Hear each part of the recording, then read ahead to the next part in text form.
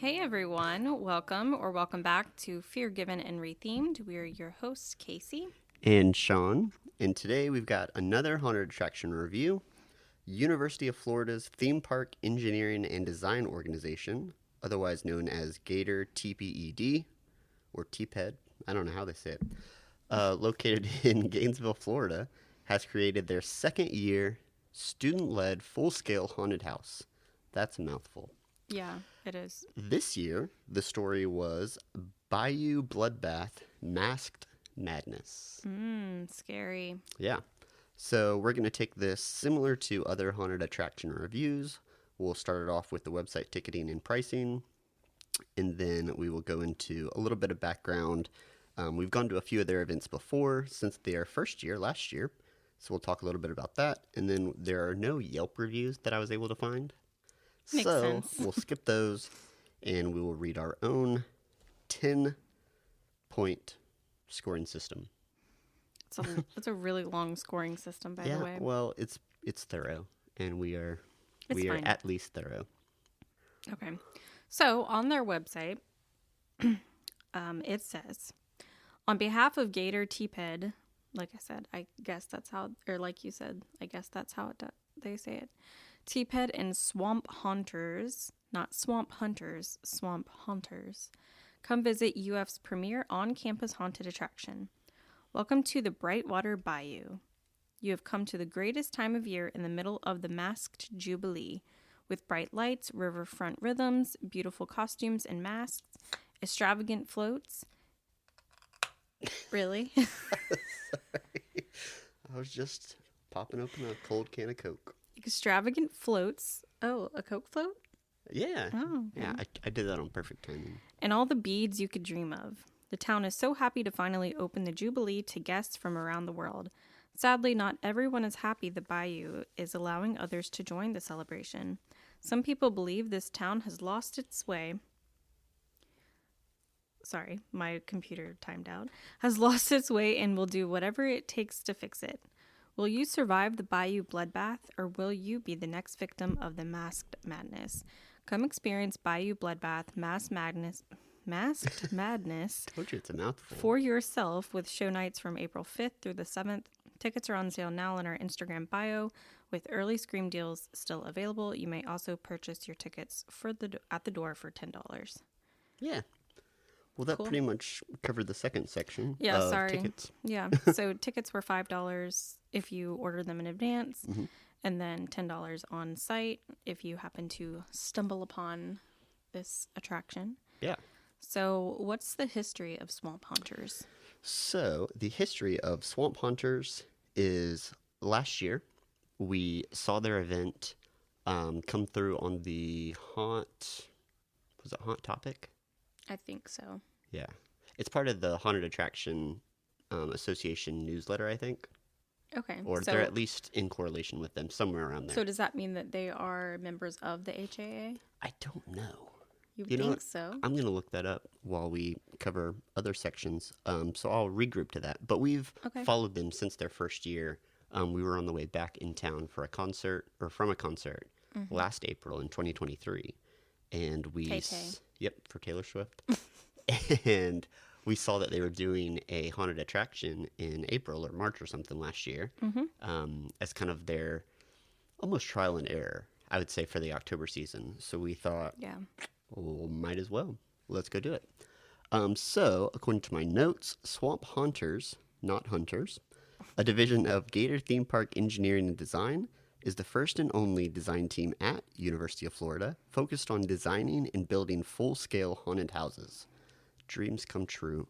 This was not there the one semester I went, or I would have gladly joined. I'm sure you would have.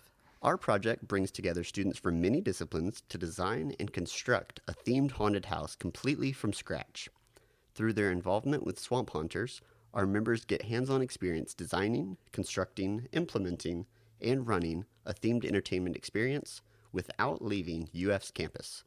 These students develop their teamwork, professional communicative, and leadership abilities, whilst gaining the unique opportunity to network in the themed entertainment industry. Do you want to know a fun fact? Sure. So their website is a Wix website, Wix, similar to ours. Oh, yeah. So when I was copying their website, because I copied specifically their haunted house team, the link that I guess they originally called it was their Blue Sky team. What does that mean? Does Blue Sky ring a bell at all in anywhere we've worked together? Blue Sky. I don't know if you were aware of it. No. So Blue Sky team or Blue Sky design or Blue Sky brainstorming is something that I pair pretty synonymously with Disney. Whenever they're Imagineers, I've read a few books on their Imagineering, sat through a bunch of seminars when we were there for their Imagineering and engineering. And Blue Sky brainstorming is pretty much what they embody. So, Blue Sky, Blue Sky dreaming or Blue Sky brainstorming is essentially referring to thinking outside of the box or brainstorming in a way that isn't constrained by the limits of practicality. With Blue Sky thinking, we don't focus on whether our idea is realistic. Instead, we focus on the idea itself, regardless of how absurd and impractical it may seem. Yeah. Very fun fact. So something that comes to mind story-wise when we worked at Disney and when I was going to one of the classes is at, I believe, Art of Animation, when they were coming up with what sculptures they wanted to do. Little Mermaid was a hot topic at the time. Yeah. So they wanted her to float, and they wanted Flounder the fish to also float. And the Imagineers were very adamant that they wanted that to happen. And engineering was like, we can't make things just float, especially when they're structural. Right. So their compromise, so Blue Sky brainstorming would be, we want these things to look floating because they're set in the ocean. Yes, they're in a different environment, but we want them to still embody that floating look.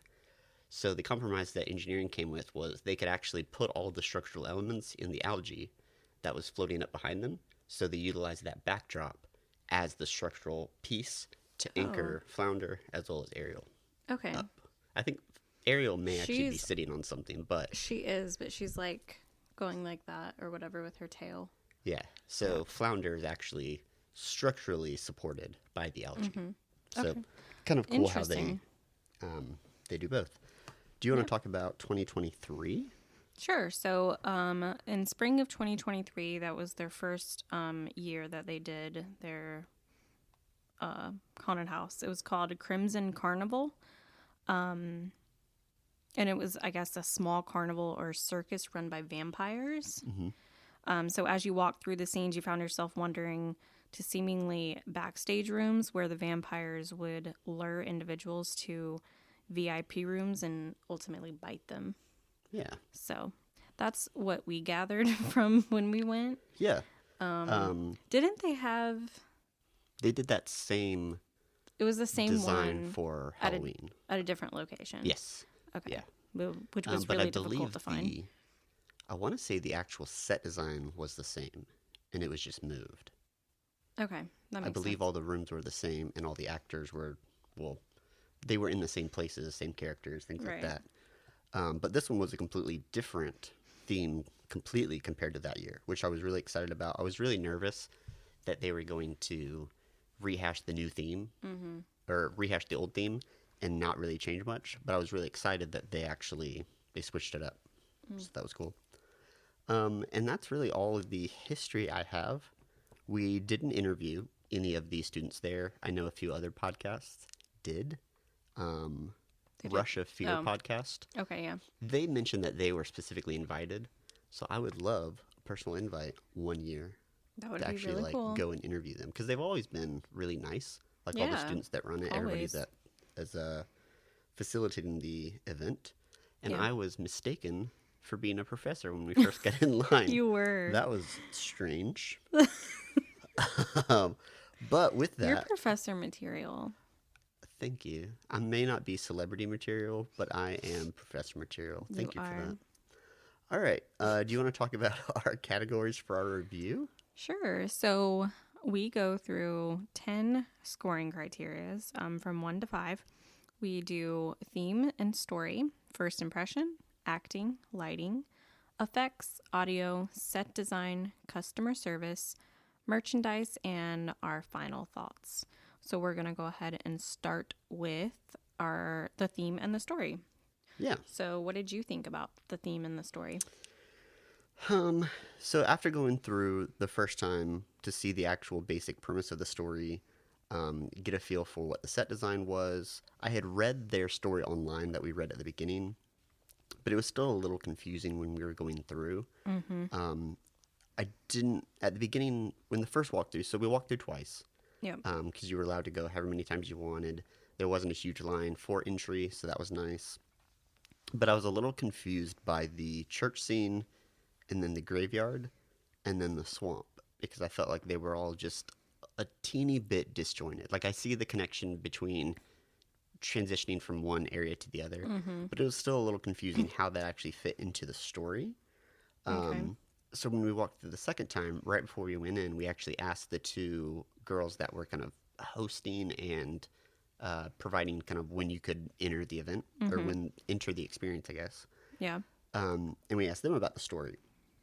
They also said it was a little confusing just because they had sat through all of the design and story change meetings through the past few months. They said that the story kind of changed, so they weren't Right, which exactly is sure. Great, but I think When you have opening night, though, I think you should have a solidified story. yes, And the person at the front should be able to I think everybody should be explain. able to explain it. Yeah. Yeah, because I think So. that should be almost your Bible of creating the set design, creating the characters, Yeah. creating iconic characters more so. But I'll talk about my rabbit trail with that later in the things I would rather see. Okay. But essentially what we gathered was it was a cult that didn't like when others started coming into their town for the festival. So it wasn't a Mardi Gras-ish Gone wrong. cult or Mardi Gras gone wrong. It was really just high traffic tourists coming into town for this event. Some people love it because they like the income it may bring, but others are going to be more traditional, I guess. Yeah. And they're not going to like all these new people coming in, changing, or being in their place of residence or in their home. I get it. So they started killing them off. Yeah. Perfect way to do it. Yeah. So yeah, when I saw like the title, I thought, okay, it's gonna be like a murderous Mardi Gras party. But I mean, it kind of was. It kind of reminded me of like Vamp 86, or what was it? I feel like it was Vamp 89. Okay, it might have been. I don't know. Something in the 80s. Yeah, from Halloween Horror Nights. Yeah. So I thought that the theming was, on point. I still didn't, like you said, I still didn't get a full storyline after walking out of it. So I wish that would have been like told to us before we walked in. Yeah. A lot of people don't like or don't care about the story. I kind of don't. I mean, I do, but I don't. Like, I like to see the set design and the decorations and stuff like that. Yeah. But to know at least part of the story would be helpful once you walk through. Yeah, I agree. So I think they definitely had a story. It was just a matter of fine-tuning it to the point where the customer understood more. I think they covered the point of, not everybody's happy about Mardi Gras consumers coming into town. But I felt like it was just lacking something. So, overall, I didn't put our scores on here. Oh, no. Holy cow. All right, that's all right. I have them. Okay. I'm pretty sure I do. Wow, I can't believe I missed that. All right. I can't believe it. What are you doing with your life? I don't know. I swear I put them in here. They just disappeared? I guess so. I don't have them saved either. Yes, I do. All right. Okay, because I was about to be like, okay, I'm just going to make up some numbers then. So I gave story and theming 2 out of 5. You also gave it 2 out of 5. Right. Okay, that makes sense. So it was good enough to track in a small environment. I don't know. I just felt like it was missing something. Yeah, for sure. All right. First impressions. So first impressions, it's always like a low-key walk up. Like I always feel kind of like nervous to go in because it's like so like, okay. You hope you're in the right place. Right. Yeah. But I don't know. There's just not a lot of people. And that might be just like because we always go like the first hour it opens. Typically, this year we waited. Thankfully, this time we waited until it was at least dark outside. So the front of the walk-in to the house was actually really cool. They had like really large pillars on the side and kind of looked like you were entering like a... Yeah. And those pillars actually belonged to one of the founding members, Andrew, if I remember correctly. I have no idea. I don't think he's still part of it because I believe he graduated. And from my minimal research, I believe he's working for a company down in Orlando. Good for him. Yeah. I don't know if it's themed design still or themed entertainment, but cool. I believe that's the Andrew I could dig up. Yeah. So, yeah, I really like their pillars. So that set like a good impression, I think. Yeah, much better than the first year, I feel like. Yeah, I was like, whenever we It was a smaller line than the first year, though. Yeah, I mean, there were a few people. And we still didn't see any, like, banners or marketing things outside. They didn't have much. It was just knowing, okay, there's a bunch of walls built. Pretty sure this is accurate. This is where we're supposed to be. Yeah. So, first impressions, we both gave it the same score, 3 out of 5. Okay. So, pretty solid. We're almost the same scoring so far. Okay. What's up next? I don't know. My computer froze. So. Oh, all right. Acting. Acting. Yeah. Do you remember any of your thoughts on acting? Or do you wanna... So the acting, I thought it was actually pretty good. They had like, I think 6 or 7 actors. Mm-hmm. And they, I really liked the girl in the church. She was good. In the church? Oh, the one that was up at the front? Yeah. Yes. Yeah, that was really good. That was really good. And then the girl that was screaming. Yeah, the one that kind of popped out. Yeah. So I thought the acting overall this year was way more convincing and much better timed. Mm-hmm.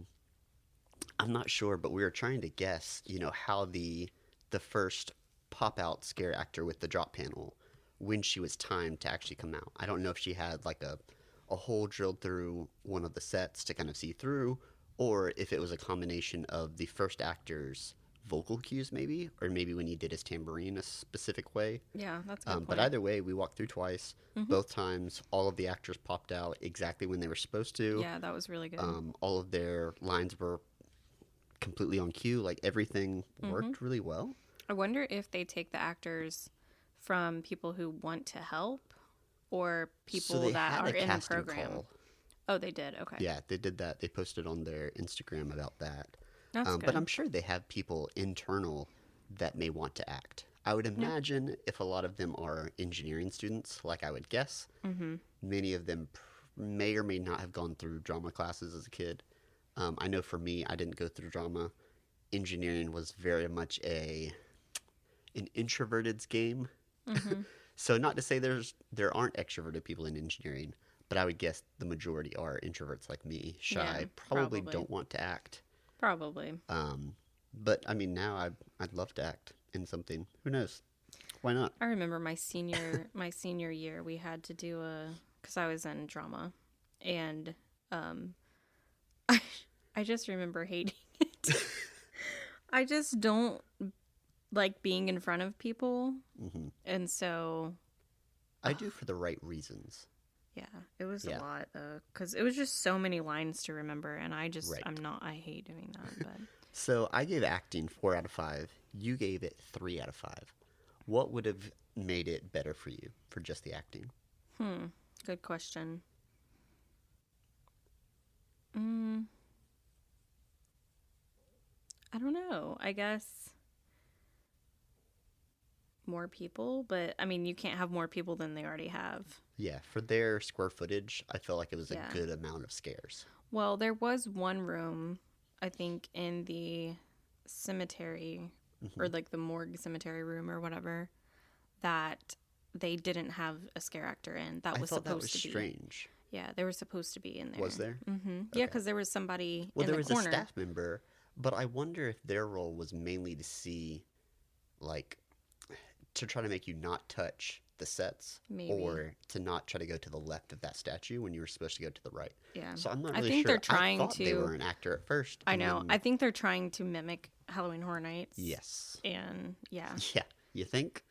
I think they're spot on trying to replicate that experience. Mm-hmm. So something that we did see, they came out with kind of a recap experience or a recap of last year's event shortly after. And one of their comments were, from the surveys they got, were people thought it was similar caliber to Halloween Horror Nights. And to me, that really bugged me. Yeah, I'm sorry, because but I felt no. like that was really difficult to compare. Yeah. I'm not going to compare them to Halloween Horror Nights because I know they don't have the same budget. Mm-mm. I know they don't have the same resources. So I think they did well enough with what they had, enough for us to want to go back a second year.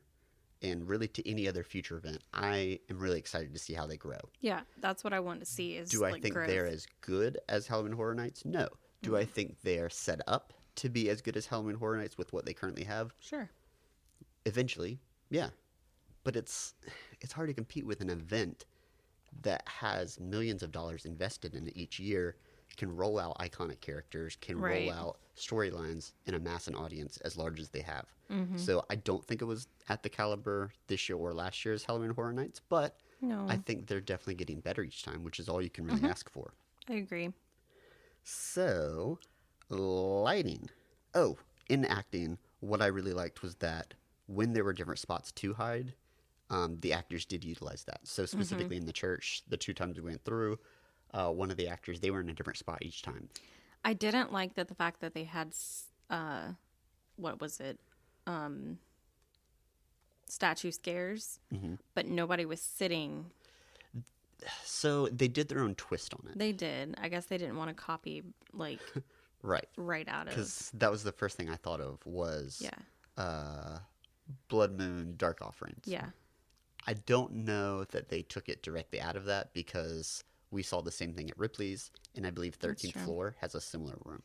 I love that type of scare. Yes, but It's I very agree. I wish good. they would have had somebody as a statue scare and not just hiding between the pews.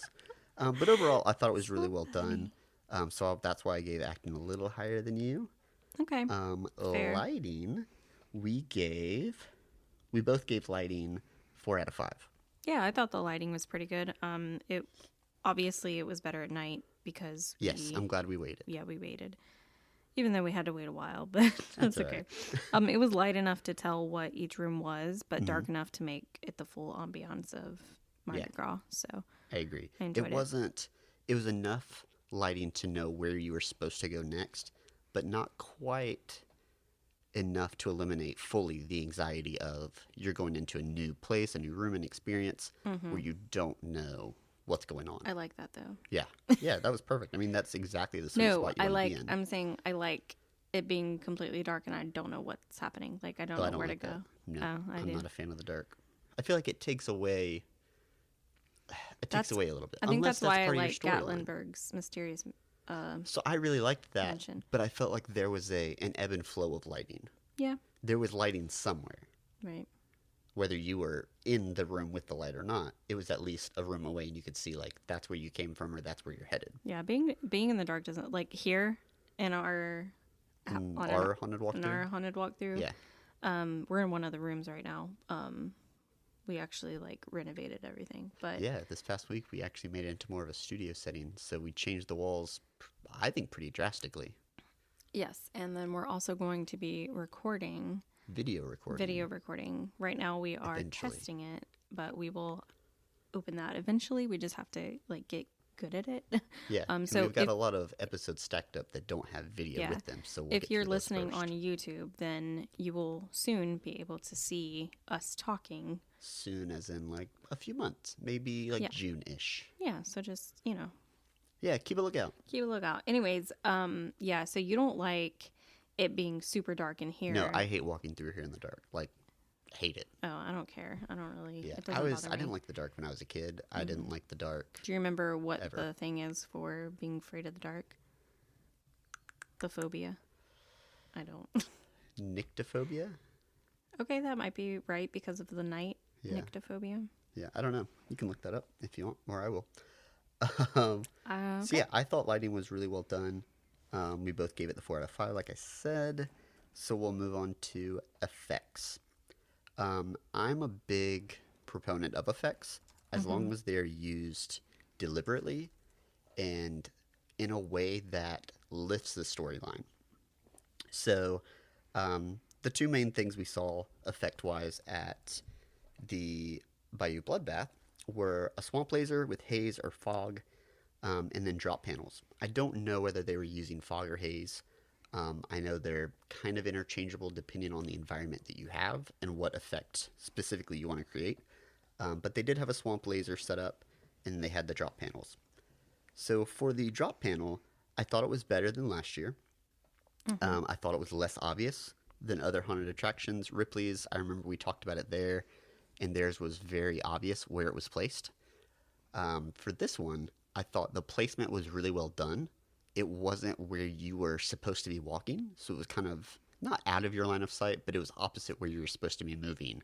So I thought that was a good tactic to keep your group moving towards the exit and Mm-hmm. not stopping at a dead end.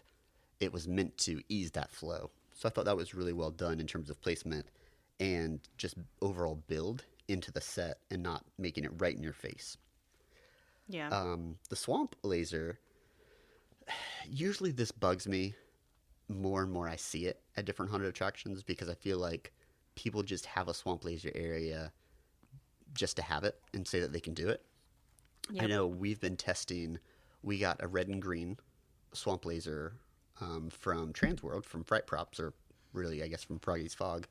So we've been testing it in a more vertical application instead of a horizontal. So instead of having it at your feet, at waist level, or chest level, or anything like that, I want to use it as a portal.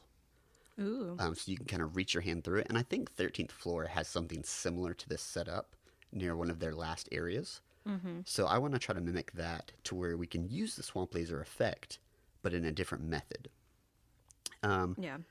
But I'm also kind of torn with using the swamp laser at this haunt because they are the Gators, they are UF, they're considered the swamp. Yep. So I feel like as long as they can meld it into the storyline, I would love to see the swamp laser in every single one of their attractions just because I think that's a good nod to the school, to the area, to the theming of all of that.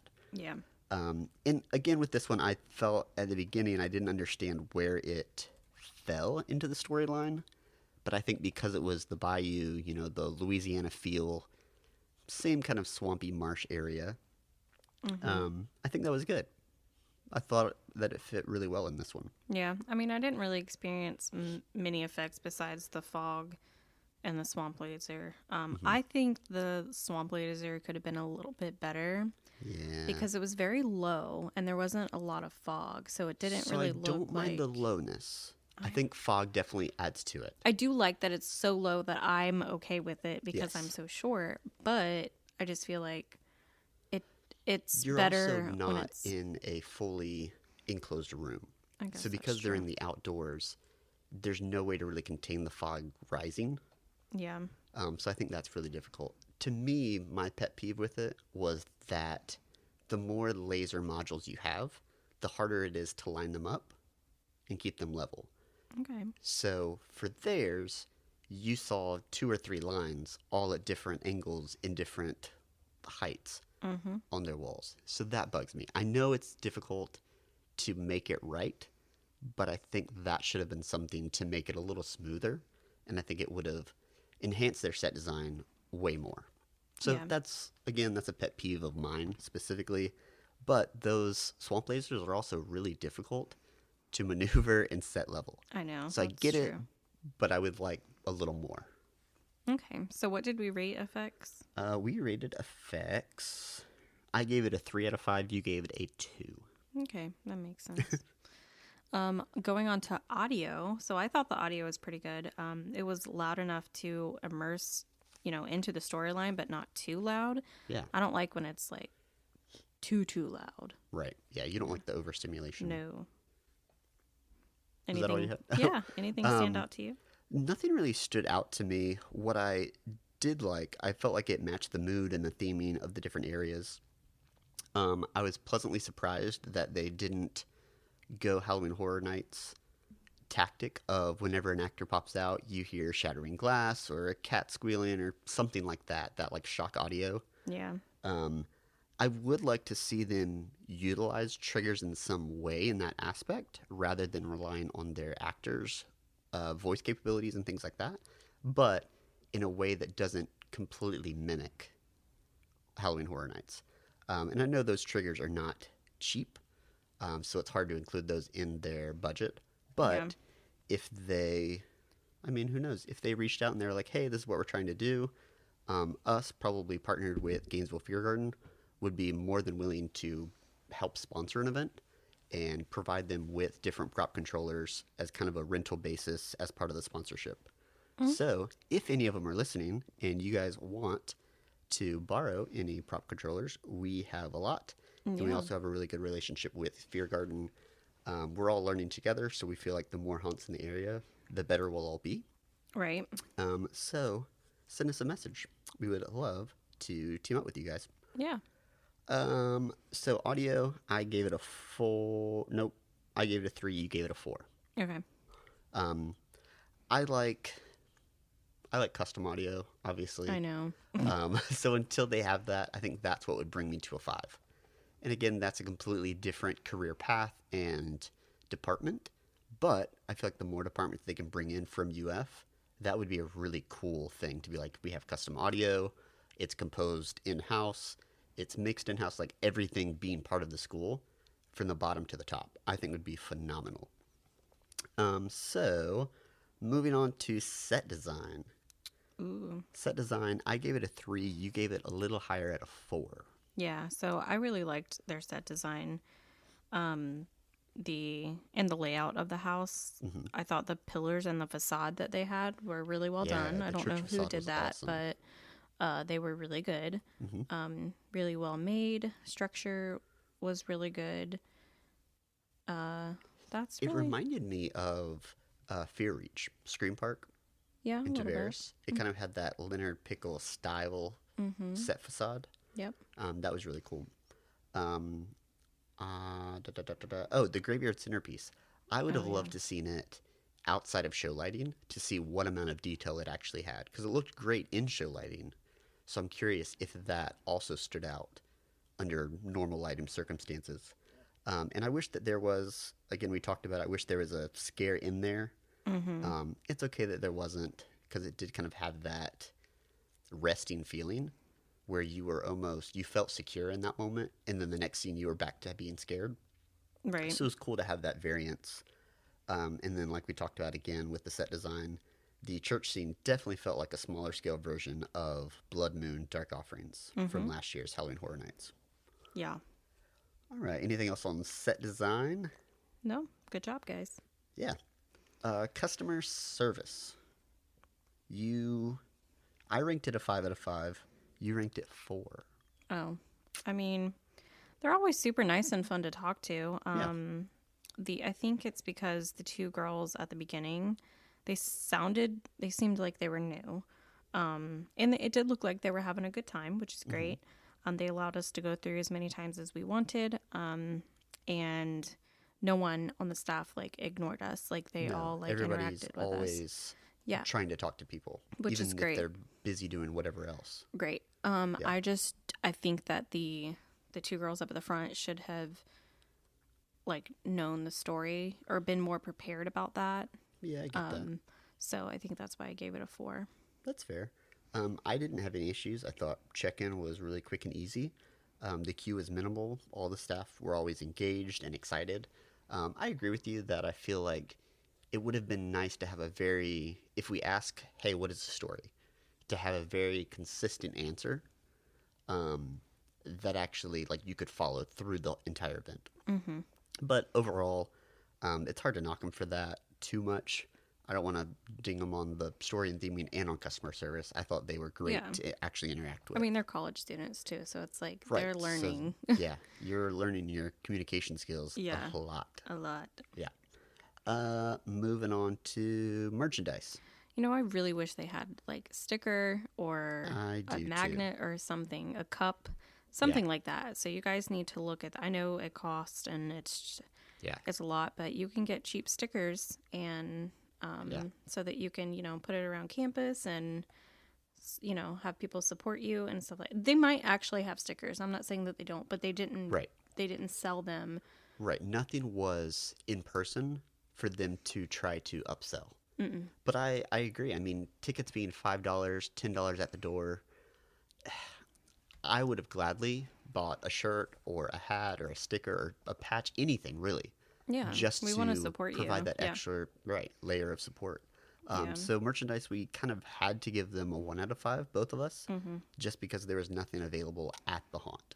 Right. Not to say that you don't have anything, but you do need to, if you do, you need to supply that at the haunt. Or at least have a display and say, hey, you can order now. Maybe they can wait to actually ship them until after. But I feel like that would garner a little more marketing for when the October event comes. Have a spring team shirt to show like you're a loyal supporter and you came in the off season, but now you're coming back for the hot season event of Halloween. Right. So yeah, that would be really cool. Yeah. Last is we have like flown through these topics. Yeah. So we last didn't have Yelp is, reviews. Yeah, Yelp reviews are usually fun. Yeah. Final thoughts. So our final impressions. So we both gave it a 4 out of 5 for our final impressions. Yeah. So what was your favorite actor? I think you already talked about it, but yeah, the girl that was screaming in the boo hole. yeah. I forgot what she was saying, but I think she was like telling us to go back or something. But she was really good. I can't imagine how her voice felt at the end of that night. That's tough. It's a lot of screaming. So if you can try to get like a recorder and just mouth it or something like that, so that you can save your voice. Yeah, because you can always record that on That's a trigger, and that's what Halloween Horror Nights does. exactly, and they do that specifically so that their actors can last a full season. So maybe that's not as problematic with a 3-night event every 6 months. No, but and there might be different, people doing the thing, but you want to save your voice, so. Yeah, I think it's a cool trick to practice now is setting up those controllers, setting up those triggers. Practice it and see what's... and they don't have to be guest activated triggers with step pads or anything like that. You can buy like foot pedals that aren't associated with fright props or anything else. They have push buttons, obviously, but there are non-haunt marketed triggers that you can buy for like industrial equipment that are meant to do the exact same thing. All you're doing is you're switching a circuit from a closed to an open, or normally closed, normally open. So it's not the craziest thing in the world. It's a little strange if you're not comfortable with electrical wiring, but it's not dangerous either. Right. It's just a learning trait that I think would be cool for them to get into. My favorite actor was the one hiding among the church pews. I loved that they were in a different place every time. Yeah. I think the church scene was my favorite. I felt like both actors in there were really well done, great timing, no issues there. Yeah. So yeah. What was your favorite moment or scene? I think the statue scare in the church room. Church room? Yeah, I think that was really good. I think aside from the church room, since I kind of put all my eggs in that basket, I really liked the scares in the last room. Oh yeah, the last because it had a scares. really had a really cool like, bait and switch. Yeah, right.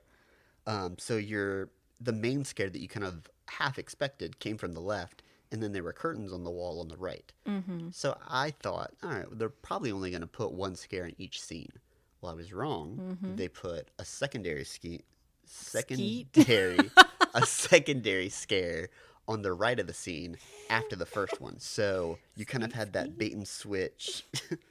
You had the bait and switch of two different scares in the room. So even if you guessed one of them, you most likely would not have predicted both. So I thought that was really well done. Yeah. Leaving off, what would we have changed or what would have been cool to see? Moving forward, I think they need to make it a little bit longer. Mm-hmm. Always super short, which is fine. I mean, we had a super short one. I would like, and we are going to try to make it longer. It's all a matter of just moving around your walls and creating more of a maze. And just because you have a small square footage doesn't mean you only have a 1 minute or 2 minute haunt. Right. There's definitely ways to utilize space better. Mm-hmm. And then, like I said, again, like maybe someone at the front, an actor perhaps, telling like the storyline before you go in, kind of like how 13th Floor does, where they have somebody at the front and they are in character and they are explaining, you know, kind of what is going to be happening. That way you're prepared to, whether you're going to listen to that story or not, I don't know. But it just gives the people that actually, you know, want to know the story, like the opportunity to know that. I almost don't even want to see staff in the typical way when you get to a haunted attraction or a themed environment. Yeah, it needs to be like all actors. Everybody needs to be in a character. Yeah. I mean, that's not saying that you won't ever see one because right. of safety issues, obviously, you've got to have that security. But I would like the first person that we interact with to be in some sort of character position, even if it's just, you know, throw on a crazy costume and you're part of the story. Don't make it disconnected from the story. No. But have that extra layer of once you're in the space, you're fully immersed. Right. That fully immersive environment is a big thing for me. Yes. So yeah, I think they have a lot of potential to turn it into a bigger house with a larger audience, gain some more traction there. And yeah, I think they did a great job. Yeah. So we talked about before, I'd love merchandise just to be able to support for sure. Them a little more. I'd like a more succinct storyline with maybe an iconic character that we can kind of lean on to pull the story along or to push it along. That's a good point. And it doesn't have to be, obviously I'd love for it to be a character that they can bring through each event and maybe change it up. Kind of like how they did Jack the Clown, Dr. Oddfellow, where you can develop that backstory over the course of a few years, develop that character Bible to see how it interacts with other iconic characters. I think there's a way to do that between Mardi Gras and Crimson Carnival, even if they backpedaled a little bit for next year and said, hey, this was a character that was running the Crimson Carnival. This was the one that pitched the idea of bringing in more guests to the Bayou Bloodbath.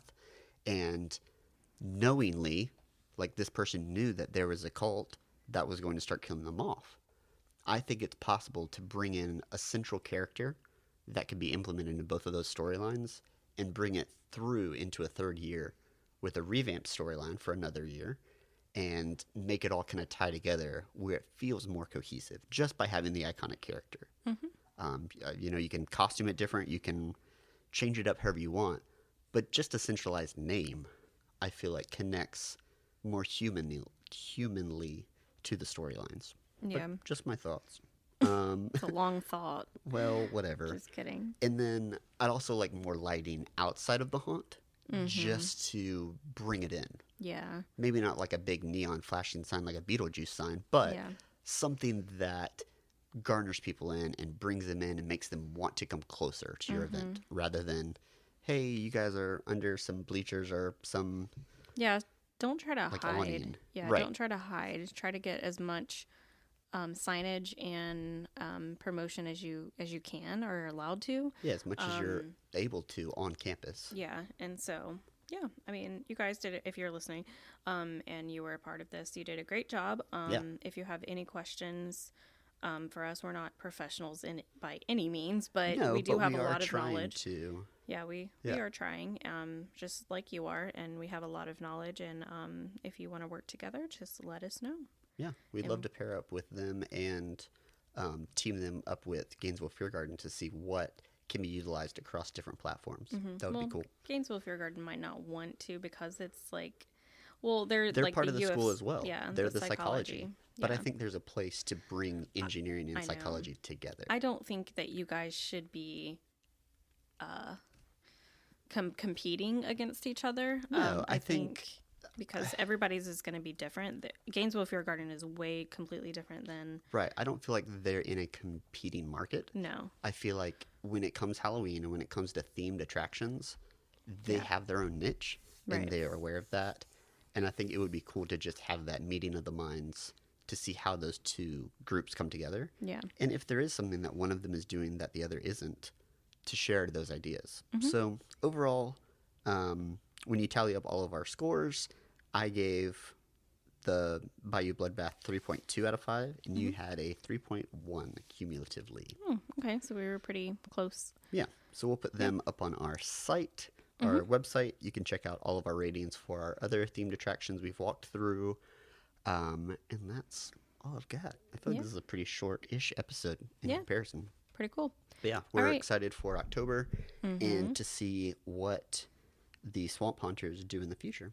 We will definitely keep following them. Yep, for sure. All right, guys, thanks for listening. And don't forget to like, subscribe, and share and chat with us. It helps us build our audience and helps us, continue to do this if you're interested.